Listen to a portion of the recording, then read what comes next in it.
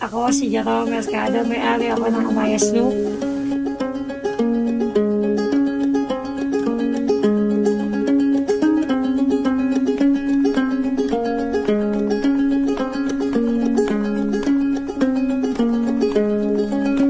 Nagtinda ako since bata pa ako. Mga 7 years old, nagtinda ako ng mga fishball fish sa harap ng bahay. May tindahan ako maliit. Hanggang naging dalaga ako, ganun pa rin. Naging asawa ko si Aya.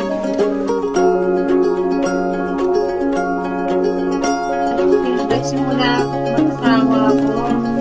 Ang hanap buhay namin, mga fishball. Nagkakaroon mo kayo mag-asawa. Dumadayo kami, tapos si Hana, tapos kay naglalako-lako naman kami ng mga mali na sa hapon, na high school. Hindi na makikita, nagawa ng kwento, kahit na yun.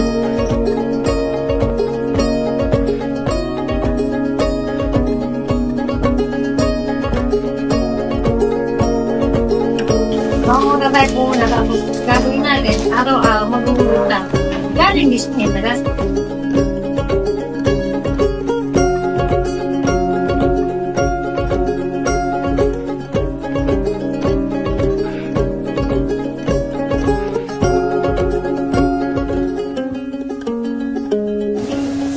Isa lang yan eh.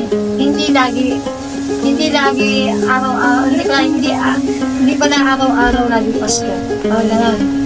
Hindi lagi mabenta. May araw na matumal, may araw na mabenta.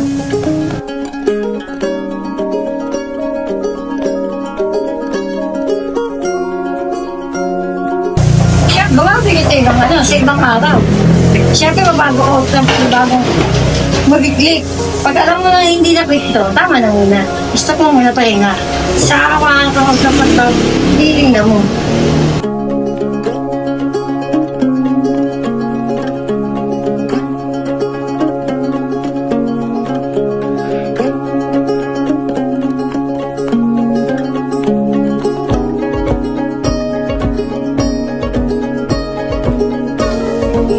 May pagbabago ba sa presyo? Depende sa panahon o demand? Meron, syempre. Pag na mataas ang presyo ng bibili, syempre magtataas ka kahit para ng konti.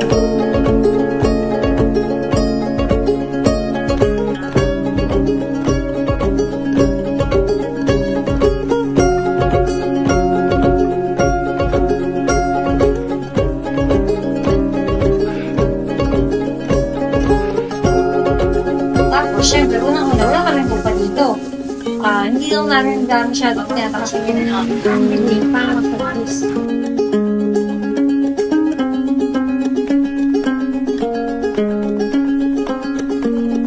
Nag-aalok ba kayo ng discount bundle o loyalty pricing?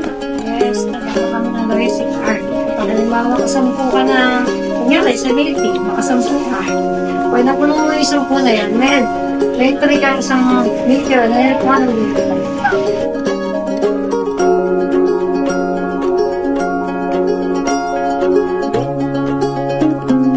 May mga paraan ka ba para kumita ng pera o makadagdag sa ipon mo?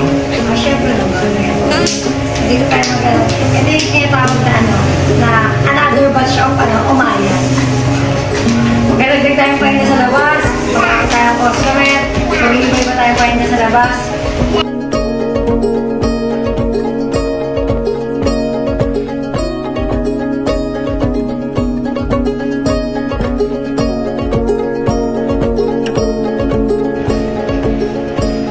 Ano ang mga plano mo sa future para mapalago ang inyong negosyo? Siyempre magkapos. Hindi kasi sa akin.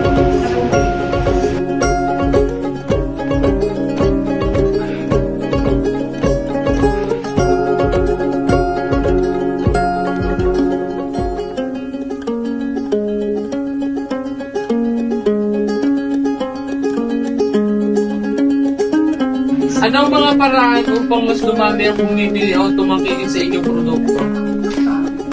Meron kami online, nag-deliver kami.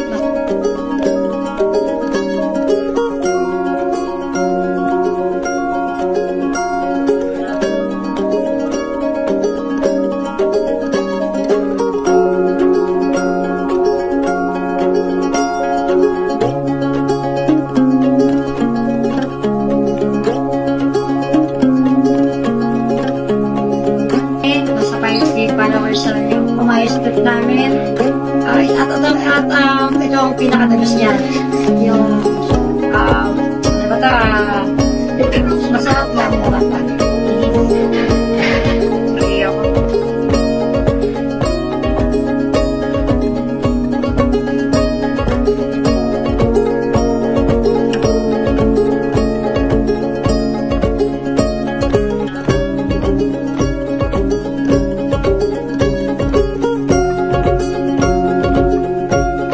Ano ang mga payo mo para sa mga taong takot magsimula ng negosyo?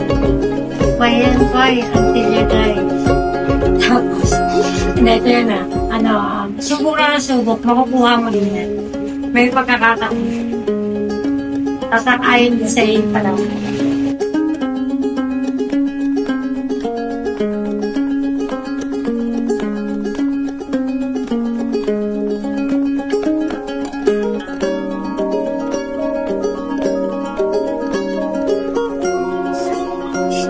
Anong pinakamahalagang bagay na natutunan mo sa pagiging isang negosyante? Mahal din pera. Kung ano sa'yo. Kasi yung tinitiyan mo, wala yan. Kapag hindi may nawakan mahal